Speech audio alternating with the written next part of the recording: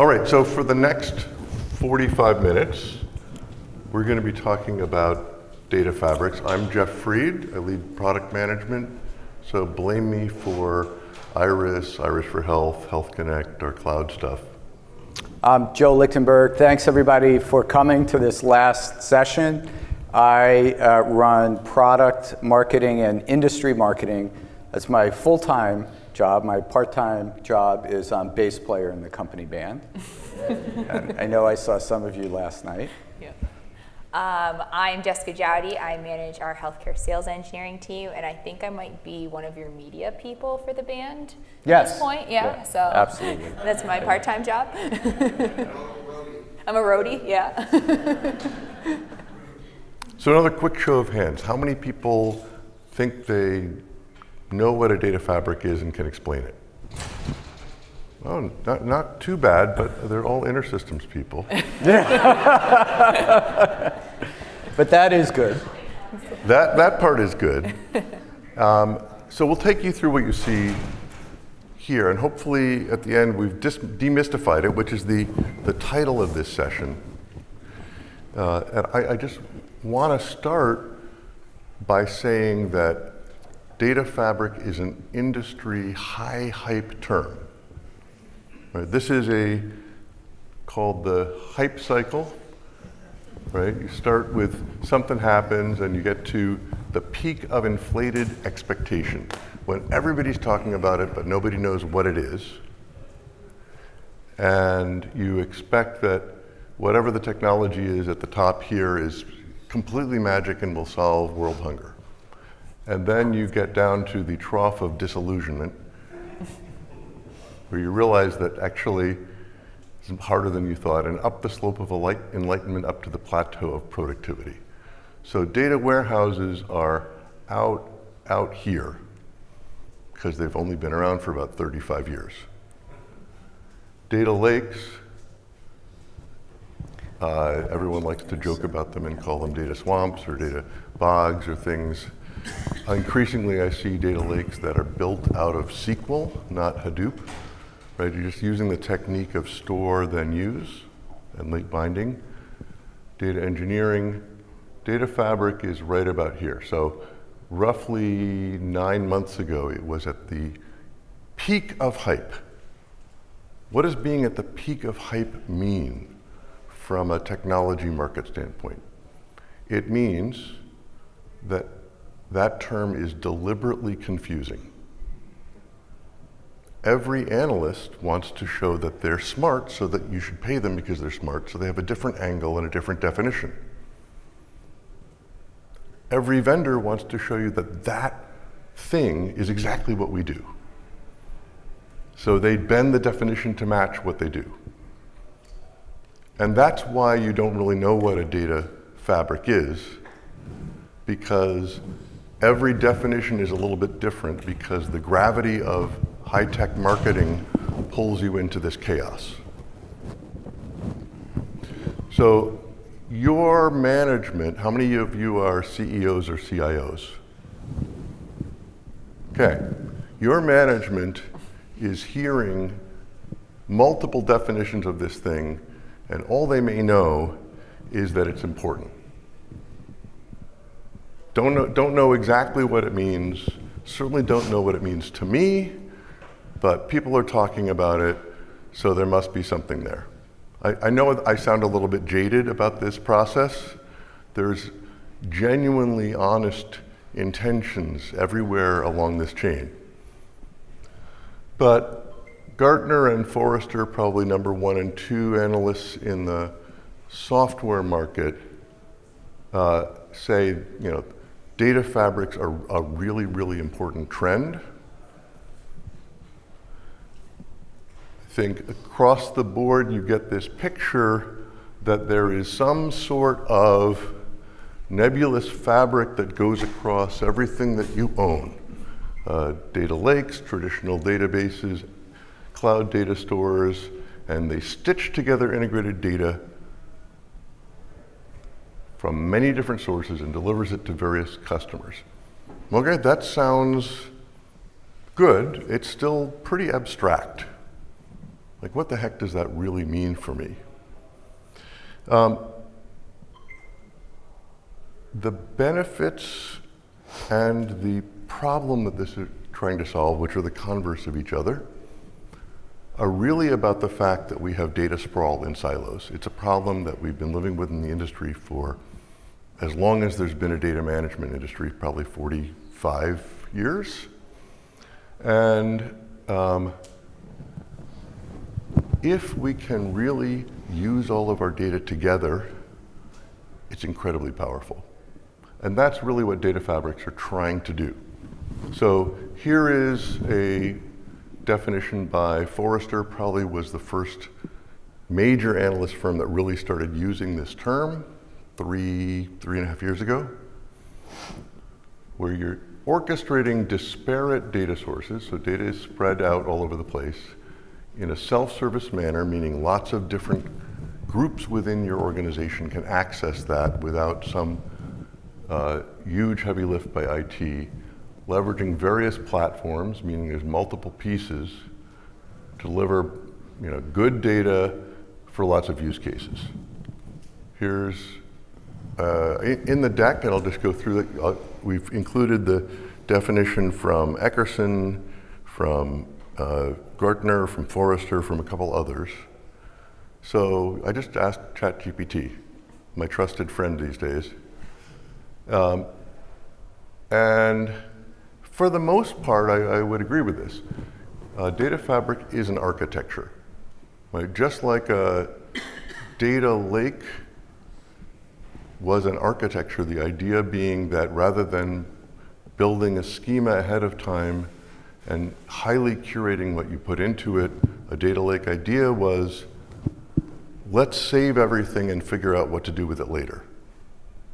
Right? Like the idea here, similarly at an architectural level, is let's stitch everything together with common governance.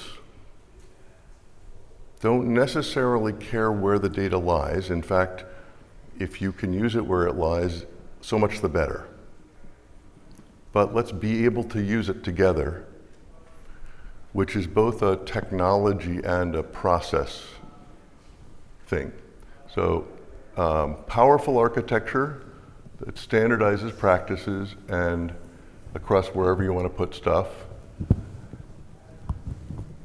Talking about abstracting away the technical complexity is very true, but those of you in the audience that are implementing a lot of this know that abstracting away the complexities, abstracting the complexities doesn't remove them. It just shifts them from one kind of user to another. It concentrates the complexities on people who are specialists at it and makes it so that if you're a data engineer, you don't need to care so much about where the data is. And it's loosely coupled. So that's the general feel. The problem that data fabrics are solving is making it easier to access data that may be living in lots of different systems. Gartner, I won't read through it, it's the future of data management. They do predictions every year that are very, very bullish on this. Eckerson Group, you can read. Jeff, can you go back one? Okay. By the way, all of these are available on our website. So if you go to intersystems.com/Eckerson, intersystems.com/analyst, you can get access to a lot of this information, right, if you're interested. So for that purpose, I will, in fact, point out there's a lot of how here, but there's one key thing, which is this is not really talking about throw away your data warehouse and your data lakes, which when data lakes first hit the scene, there was definitely that jargon. If you use Hadoop, SQL is dead. Well, SQL seems like it's very well alive. We're in a $100-ish billion market. Sorry. Nice job. Reduced time to insight and depending upon the analyst, there's a basic idea that harnessing metadata will help you manage your data. Data catalogs, which give you insight to where all the data products are. And lots of, I'll say, lip service to AI-driven processes for data fabrics. And I guess I will go out there on a limb and say, if you see with data fabrics AI-driven processes for governing these data fabrics, that is pure bullshit today. It is a vision that I think some vendors are aiming at. Most of this is plain old-fashioned good data management, but brought into a distributed, more complex conversation. And yes, a lot of this will be ML driven, but today a lot of just plain old good predictive analytics on use of data goes a long way. So basic common. Sorry. You broke it. You broke it. Common things. Another key thing, even if any vendor, including InterSystems, says everything you need for a data fabric is in one product, also don't believe that. In fact, the analysts are deliberately crafting the term so that there is nobody that does it all. In reality, there's multiple missing pieces. And as you'll see, InterSystems IRIS has many of the pieces, but not all of them. So you think about this conceptually, about where your data moves. We're seeing customers in all segments. I think we first started seeing customers come to us and say, we're building a data fabric, we think you should be part of it in financial services. But now it's in every vertical that we work with, all aspects of healthcare, supply chain, financial services. And ultimately, you're basically identifying where your data is, you're connecting it across different applications, and in the process, you can get insight. Quick head nods. Is this useful to people in terms of things? So just expect that there's going to be a lot of fuzziness around the definition because of where we are in the industry, but it's all in this general area of harnessing your data, getting better insight across multiple systems. So now, as InterSystems, we have gone the next step, and our data fabric is smart. Thanks, Jeff. And we're going to tell you why that is. And by the way, when Jeff said that something was pure bullshit, that's actually a technical term. That's a data management technical term. So hopefully that was helpful. I think what we're going to do for the next half hour or so is get progressively more specific about what we mean by a data fabric and how it's being used by customers and in industry. So this is one way to think about it. And this tends to work well when we talk to customers and partners and prospects to describe the architecture and how it's fundamentally different. And it really is a fundamentally different approach to data management from data warehouses and data marts and data lakes.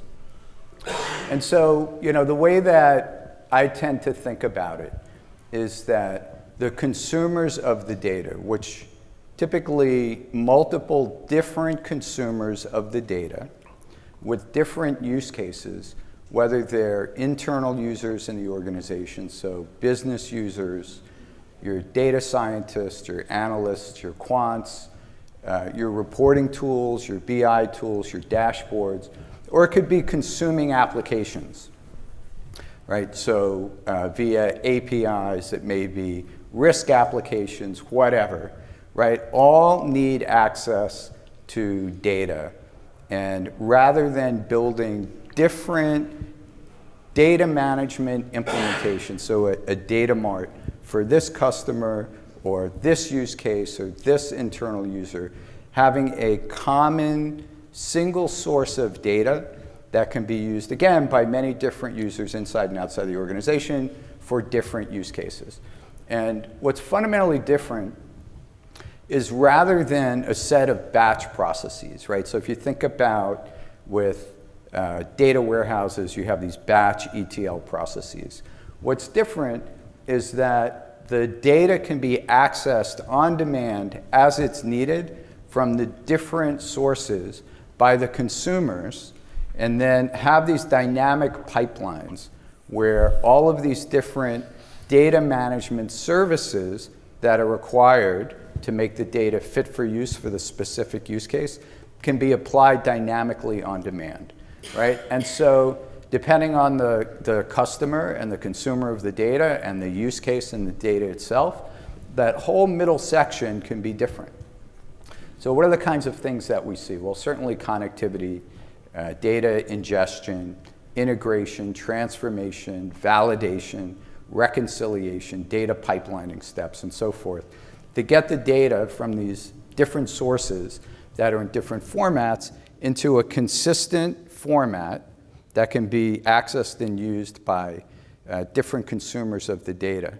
But what makes it smart is that if you look at most, if not all, of the analyst definitions of a data fabric, there's no analytics in it, right? So it's about getting the data harmonized into a consistent, usable format. But then typically the use case requires some type of analytics, whether it's business rules or analytic SQL or predictive models or prescriptive models, whatever, right? And so instead of taking the data and then shipping it into another environment to run analytics and then shipping it back to the consumer of the data, instead, why not have those analytics capabilities built into the fabric itself, right? So it certainly makes a lot more sense. So from an efficiency of architecture standpoint, from a performance standpoint, from just the complexity associated with making different extracts and so forth, certainly makes a lot of sense to have the analytics built into the fabric itself, which is why we call it a smart data fabric, right? And then that's what we enable for the vast majority of our customers. So at the bottom, you see some of the key sort of benefits and uses that we see of a data fabric architecture. So again, one is having this enterprise-wide source of data in the data fabric, right? So it's not only consistent data, but metadata and a semantic layer, a common semantic layer, and a common metadata layer that can be used by many. So it's a single source of truth. So what we see with customers would be interesting to see how many people in the room also run into this. So for example, in financial services, right, you have somebody looking at bond prices and it's 100, somebody else is looking at 101, somebody else is looking at 102, because they're looking at data from different sources, or one of the analysts for one of the groups, one of the constituents has made some changes to the data. So the data tends not to be a single source of truth. So having that and having, no matter who looks at the data, for what use case, looking at the same set of data, solves a lot of problems and is important for organizations.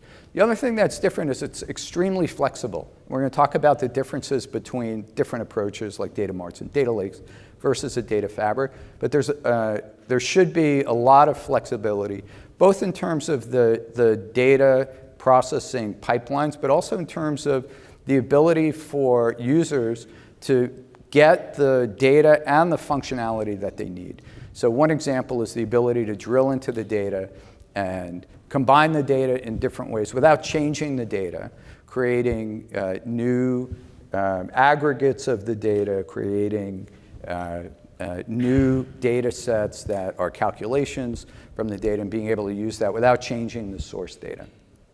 So the ability to drill into the data and ask ad hoc questions of the data and really explore it without going back to IT and the delays associated with that. So if you're on the business side, there's a lot of value associated with that, being able to get answers to your questions in the moment. And if you're on the IT side, certainly there's a lot of value in being able to offload a lot of that work that's consuming your teams to answer these ad hoc questions that maybe your data mart was not initially set up to ask, and so you need to bring in different data and create new schema to be able to support new queries and so forth.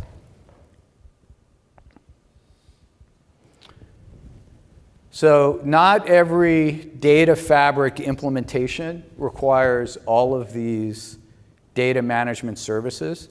And conversely, these are not all the data management services that you may need to build a data fabric. They're all different. And it depends on the organization, depends on the data sources, depends on the use cases, depends on your consumers of the data.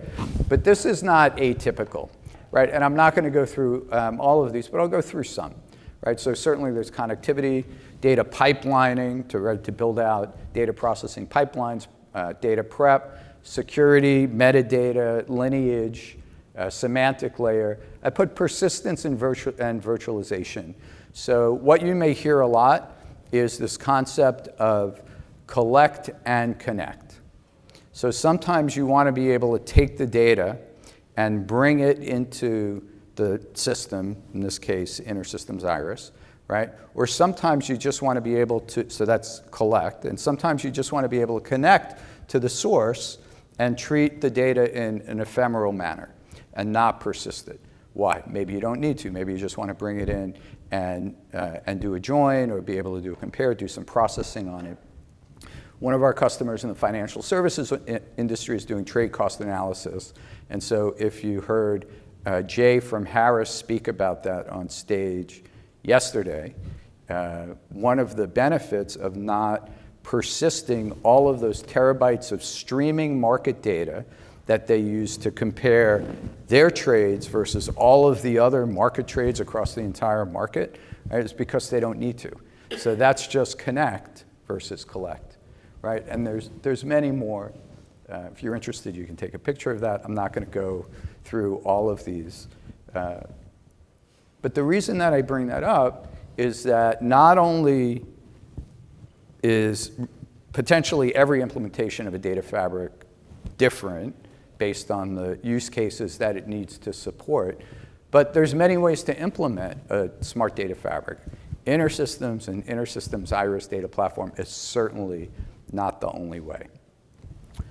But if you think about all of the different services that you need, and we have this conversation a lot with our customers and partners, if you were to go and provision all of the different services that you need for your architecture, for your implementation, as individual data management services, which, by the way, is a very common approach, right? So you go onto the AWS Marketplace or Azure or GCP or whatever, right? And you go and you say, I need a relational database, and I need a document database, and I need a key value database, and I need a caching layer, and I need a data warehouse, I need some BI tools, right? And on and on and on, right? So first of all, you need to decide which you're going to use, and then you need to provision, and then you need to integrate, and then very often you need to move and copy data around, which is probably one of the most expensive things that you can do in the world of data, right? And so it starts to get very complex. And so if you can minimize the number of moving parts, and you can minimize the number of interfaces, and you can eliminate or minimize moving data around, right, you're going to get much faster time to value, you're going to have better ROI, you're going to have a simpler architecture to build, to maintain, and so forth. So I want to talk a little bit about how data fabrics are. So hopefully that was helpful, right? So again, hopefully we'll get progressively more specific about what we mean, and finishing with specific customer use cases in how they're using it. So one of the things that we thought would be helpful would be to talk about how data fabrics are different from other approaches to solving the same kinds of problems around making data fit for purpose inside the organization. Yeah, Joe, you already talked about this one. I think for most people it's relatively clear. Batch processing is the way the data management industry grew up. Many people have hundreds, if not thousands, of SSIS jobs feeding your data warehouse, and it is a group of people who do that. And there's a place for that. I won't claim that that's going to go away. But being able to take the data in a much more granular way and not necessarily bring it in is very, very powerful. So the Smart Data Fabric this is almost an anti-pattern for the Smart Data Fabric. This tends to be very heavy and is what people have done with data warehouses for 30 years. So if you're doing this, great. If it works, ain't broke, don't fix it. But then leverage the data from there and try not to build a lot more of this. Yeah. And what we see is as requirements change, which does anybody have requirements that ever change inside the organization? Nobody. That's exactly what I thought. Right? So the ETL processes tend to be hard-coded, fairly brittle, and so you get a request from the business that they want to see different reports or different type of analysis or roll-up, and you have to go back and either build new ETL processes or try to change the pipelines, and they're brittle and it takes time. And they break if you start making changes to the queries and to the data. So obviously, right, I mean, we need to talk about the difference between data fabrics and data warehouses and data lakes. And I mean, I would say that a data warehouse and a data mart is probably the best and most efficient way to answer predefined queries from the business. So if the business knows exactly what they want from the data that they want, and you can take that data and create the appropriate schema, right, and make the appropriate queries, right, keep doing that, right? That's the most efficient. It's been around for decades, highly efficient. You keep doing that, right?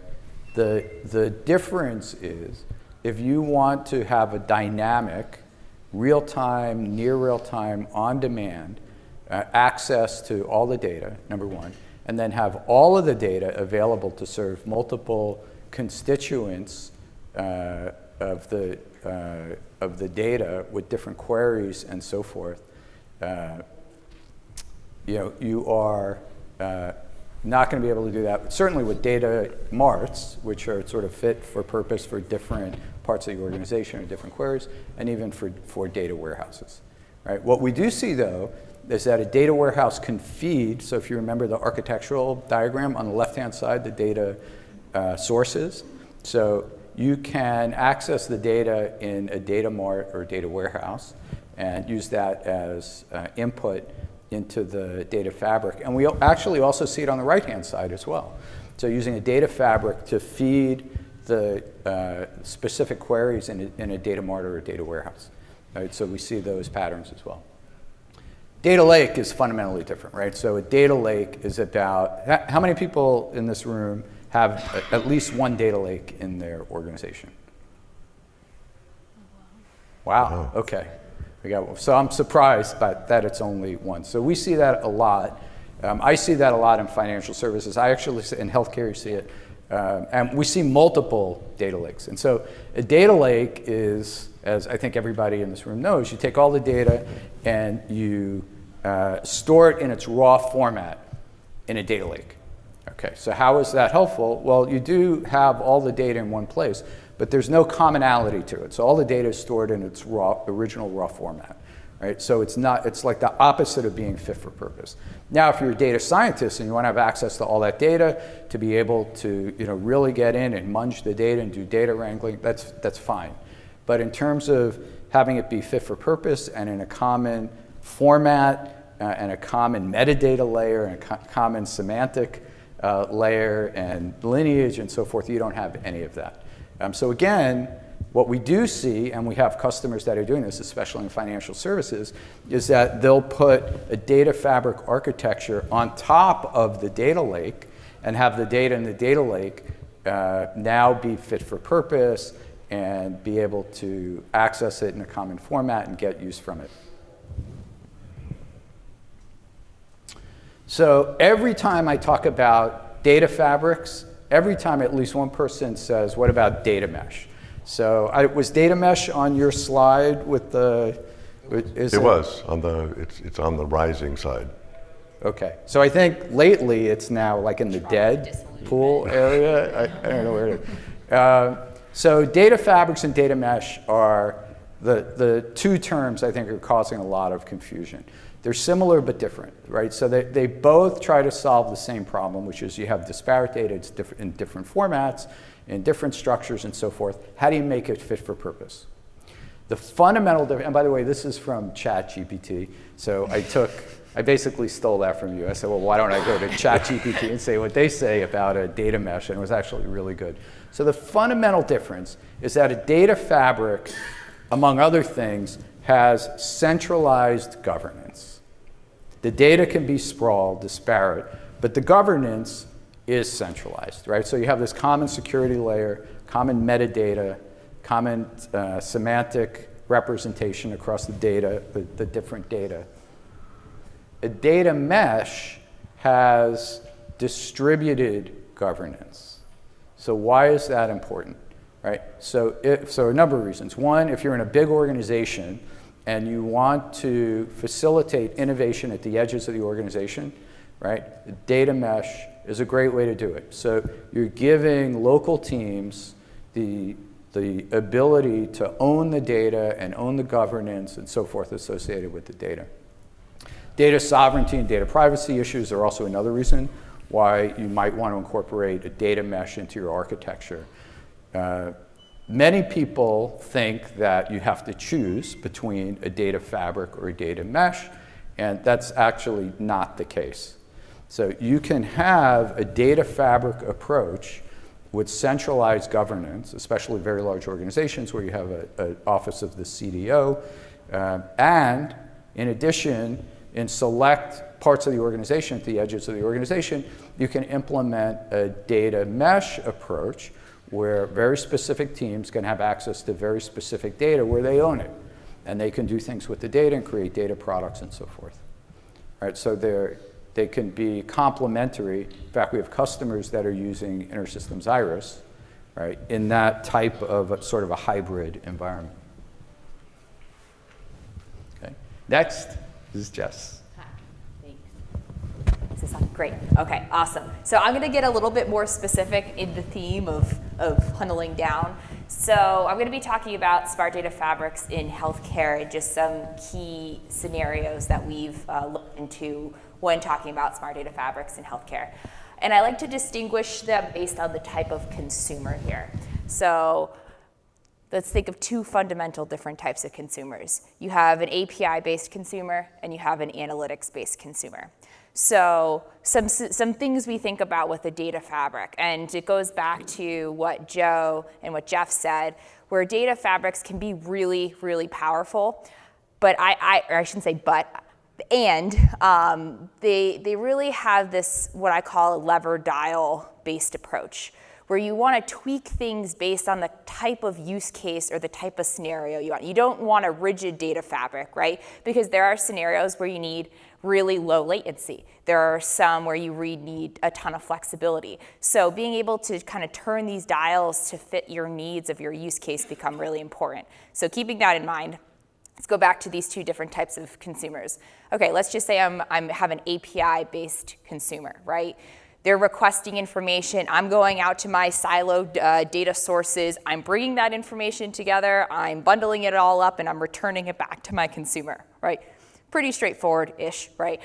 We have orchestrators that can do that. It's great technology. But the things we need to think about here is I need to be lickety-split when I'm getting that information back, right? So I'm not going to be trying to query like 3 trillion rows to try and get information back. We need to be really strategic about what we're querying and in what contexts, right? Because latency is our #1 priority. If we converse that with an analytics-based consumer, now this person, I like to actually distinguish analytics-based consumers into 2 buckets. One Joe mentioned, which is more around your reports and your dashboard. So it's like a known query, right? I know what I want. I've established I want it, and now I just need to create some kind of maybe schedule or something to produce this report every once in a while. So I call that a BI integration. So you know your query, you can optimize your data fabric to work with that one query. Another option is as an analyst. An analyst might not know what they want yet. They're more in like a data exploratory mindset, right? And so being able to just be able to access all of those different data domains, play around with it, develop some queries that might be useful, then maybe they become, or they get pushed into that BI integration-based use case. But those are two kind of different types of analysts or analytics use cases that are very different than the needs of an API consumer. And so when we think of that data fabric, once again, whatever kind of platform you standardize on, you don't want to pigeonhole into one of these consumers, because then you're removing the flexibility of a data fabric, right? You want to be able to cater to all of those consumers that Joe had on his data fabric slide. So I would be, it wouldn't be a healthcare-based conversation if I didn't mention FHIR once. So here I go. So how does FHIR fit into all of this? And I'm actually really excited about how FHIR can fit into smart data, or data fabrics in general, and smart data fabrics. More and more often, FHIR is becoming more well-established across healthcare organizations, and it's becoming a place where we can get real-time information from different systems like EMRs, right? So I can actually hit a FHIR server and get real-time information or near real-time information about maybe a patient, right? So if we're able to connect to a FHIR server and get real-time information from an EMR, that's a pretty big game changer, right? Because a lot of times right now we're either doing, we're getting like a push data, like through an HL7 message, or my information's getting ETL'd into some kind of data warehouse that I now have to wait 24 hours to use, for instance. So if there's a way that I can leverage a FHIR server as part of a smart data fabric and integrate real-time clinical information into my data fabric, I think that's pretty cool. So let's think about how we might be able to do that. I realize all of these presentations have happened already, so watch the recordings if you're interested in any of these columns. But if you think about some of the capabilities, and this is more of an InterSystems specific call out here, so I'll just, not all of these exist across the organization, but let's just say I had a FHIR server capability. So I can go and bring in FHIR data and maybe use it as a cache or something like that. Let's also say I have FHIR APIs or bulk FHIR capabilities that let me go out and grab FHIR data. So now what can I do? I can connect to a FHIR server. I can pull that all those FHIR resources in, and I can use a data fabric almost like a cache. Let's go one step further. Let's add on a SQL projection. So now I have all of this near real-time FHIR information that I was able to get through my EMR, for instance.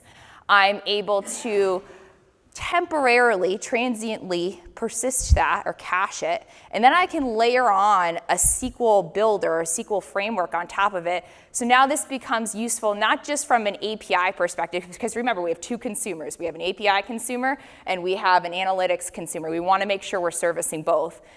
FHIR in and of itself is an API-based approach, right? So we already got the API piece down. Now we can satisfy that analyst, and that really completes that data fabric portion. So we're really excited about the capabilities of smart data fabrics in healthcare and even how FHIR can be incorporated. So there's a lot of other use cases that data fabrics can be incredibly helpful for. I just wanted to focus on those couple.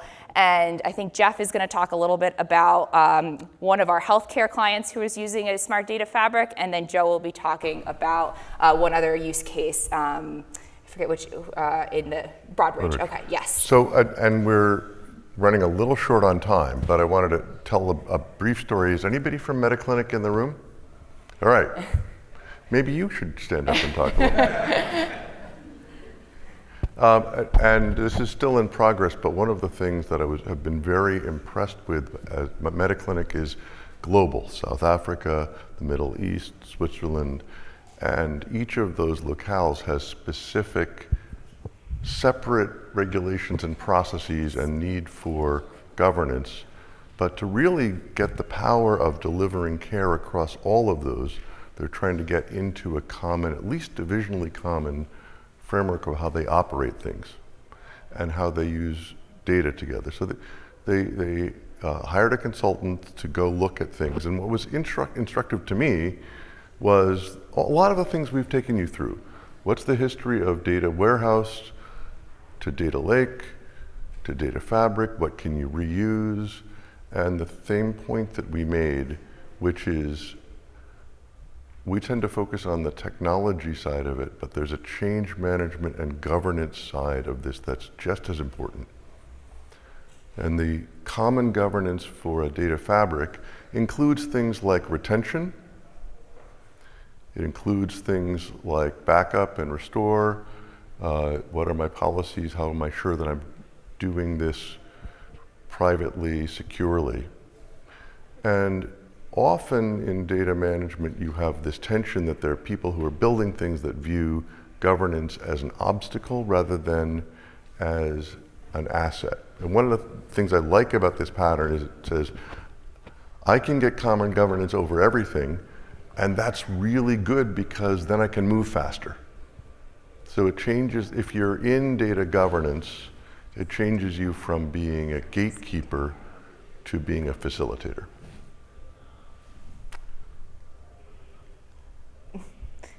And are you willing to talk to people more? Okay, great. Right now? No. So very quick. I think we have 2 or 3 minutes left, and I'd like to have time for questions. So I just want to give you a quick example from financial services, but we see this pattern in every industry. It's in healthcare, it's in manufacturing, supply chain, which is cross-industry, financial services, everywhere. So this is one of our customers, Broadridge. They're one of the largest fintechs in the world. They've been around for a really long time. They were actually inside ADP, the big payment processing company, ADP. They've been around for over 40 years. And they work with a tremendous amount of data.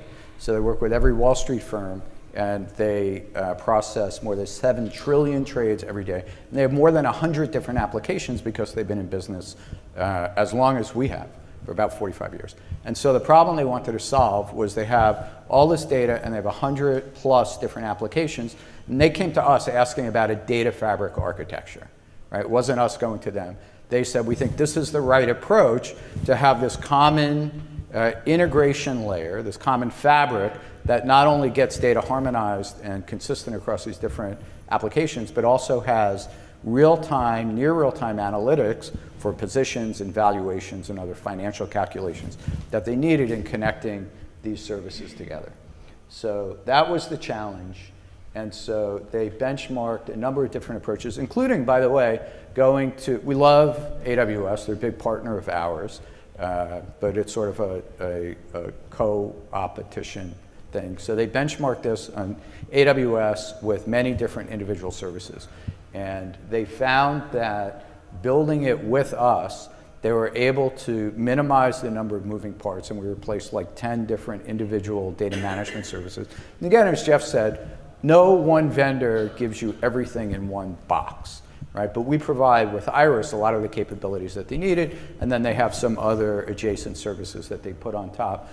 And so not only was it a much simpler architecture and faster time to value, but they told us they benchmarked the performance of the 2 approaches, and they're getting 9 times better performance on 30% of the infrastructure versus all these individual AWS services. And the big reason why, well, there's a couple of reasons. One is because we're extremely high performance, that I think everybody knows. But another reason is they're not moving data around across all these different services, which is expensive and takes resources and performance. So my last slide, I like showing this. So there's many, many, many different use cases for data fabric architecture. Every customer comes to us with a different set of business use cases and different technology. But this is a good way to think about it. And every layer builds on a layer below it. So one is panoramic. Can I get a real-time, expansive view of all the data in a useful format, in a consistent format, from inside and outside the organization for a variety of purposes, but to help with decision support and make better business decisions? All right, without delay, and looking at more data from more sources. And as we know, a lot of the sort of aha moments come from correlating data from different sources and finding sort of the needle in the haystack. One is predictive, right? So embedding machine learning algorithms to understand what's likely to happen so that I can be prepared. Prescriptive analytics, so taking action or getting actionable intelligence and guidance based on data and analytics to prevent something bad from happening, like a machine failing, a critical machine on my shop floor, or if something does happen, right? So I have a cargo ship with important shipments on it that's delayed out at port, right? What do I do about it? So how do I deal with disruptions in the moment? And sometimes it makes sense to put those that guidance in the hands of people in your organization, so your risk managers in a manufacturing organization, right? But sometimes it makes sense to build in programmatic workflows so that programmatically in the moment, in real time, you can take the appropriate action based on data and analytics, right? And so I think of these as sort of the 4 Ps of data and analytics. Okay, so thank you, and thank you for coming for the last session. We do have time. If there's questions, we'll stick around as long as you Before like. questions, a quick show of hands. How many people think they know what a data fabric is? Raise your hand. Oh, All that's right. great. I saw a shaky hand, but that's okay. So we were pretty successful. Questions? Yes. What do you think will solve the problem of FHIR API latency as we try to scale something like this? I think this will be very similar to the streaming world, like the world of Kafka or complex event processing, which is physics will always be hard, but that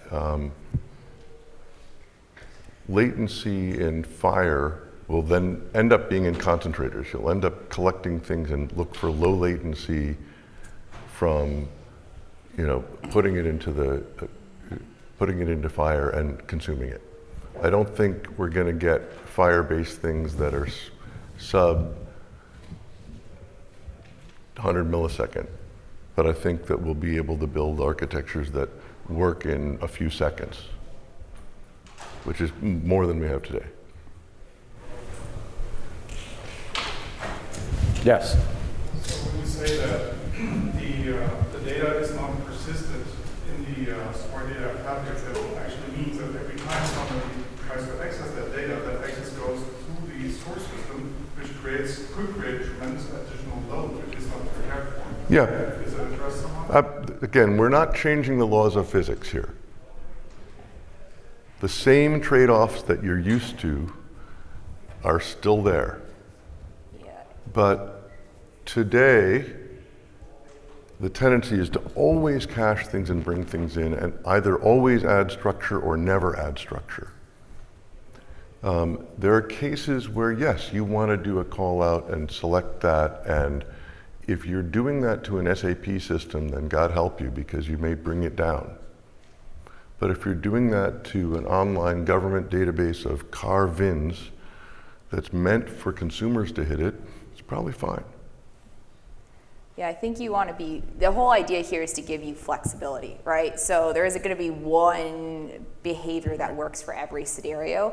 So if you find that you're continuously retrieving the same piece of information, a cache works really well. And one of the things that we talked about with IRIS, especially being part of that smart data fabric platform, is having that flexibility to say, you know what, I'm going to keep this locally and then I will purge it after a day, because I know I'm going to have to keep going to the well and I don't want to go back all the way to the well and redo what I've already done. So those are design decisions, but once again, it comes back to the fact that the data fabric needs to be flexible enough to handle those variations of what you need. But if you're doing, real-time risk, you need real-time equity prices. I mean, you need to stream it, you need to consume it. So again, it's what Jess and Jeff said. It's about providing you with the flexibility and based on the business use cases, giving you the flexibility to decide which pieces of data to implement in which way. And it's actually a pretty good pattern to take things that aren't near real time and try them remotely and see what data you're using and then cache the data you do use. Yeah. Do you have a question? Yeah. When you're talking to your customers, not the data geeks, but people signing the checks. And they say, well, you're telling us data lakes was the answer, or data bricks, or data whatever, and now you're telling us this data fabric is the answer. What witchcraft is this? Convince me. How do you tackle that sort of challenge? Yeah, so we get that a lot, and I think it's important to make them comfortable that it's non-disruptive and that all of their existing implementations are providing value and will continue to provide value.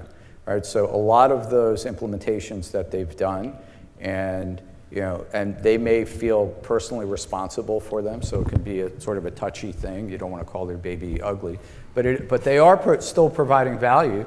They can be sources on the left side of that architectural diagram, and where it makes sense to use those, they continue to use them. And I'm a big fan of data warehouses and data marts for very specific use cases. I mean, they're the most highly efficient, highly optimized way to do what they do, so they continue to provide value. This is the next step, and it's complementary. I guess a complementary approach as an answer. If you're talking to the people who are writing the checks, and this is what you're talking about, you're doing it wrong probably, right? You want to be focused on the business problem you're trying to solve and what it takes to solve that problem. And how you do it is secondary to knowing that you're solving the right problem. So at least what I advise our sales folks is don't go into a line of business person and say, let's talk about data fabrics. It's an architecture, this is a geeky topic. So the people who are writing the checks in your organization either trust you because you've built the track record that you can deliver, and will listen to you saying, I want to try something different because it's going to pay off in the future. Or they don't trust you, then you have other problems. Does that make sense? Yeah. Ted. Thinking about consent management. We have issues in healthcare about consent. Different providers are allowed to see different aspects of the data. It seems that the same concept is very important in the data fabrics. For example, your payroll or your sales leads should not be accessible to anyone. Yep. Yeah. So, but yet for some people, that idea of making everything available means those things should be included, but only for the right kind of questions, not the right kind of. Yeah, I think this is part of common governance. Part of governance is access rights. Yeah, I'm just thinking how hard it is. It's It's very hard, and in this environment, personally, I think the data mesh approach where each division gets to say under what circumstances can access that division's data yeah. is probably the most plausible way to approach it. Yeah, I'll say I spoke at the data management conference, and it was a whole day on data fabrics and data meshes. I did something about data mesh versus data fabrics. The only folks that had successfully done a data mesh approach were Capital One and another bank that built data products for internal and partner consumption on a very limited amount of data. None of the healthcare companies had succeeded doing that because they found that they needed to use the data on a much broader basis. So I'm not saying that's an easy problem, but for example, I spent 15 years in enterprise search, and a big issue there, similarly you could federate or pre-index stuff, was keeping the entitlements all straight. So it's an analogous problem. I think for consent purposes, you're probably better off with central governance. But we should arm wrestle. I wouldn't do it, Ted, if I were you. I think Any other questions? we're holding up for ice cream now. Yeah, anyone want ice cream? Thank you guys very much for staying for the last session. Thank you.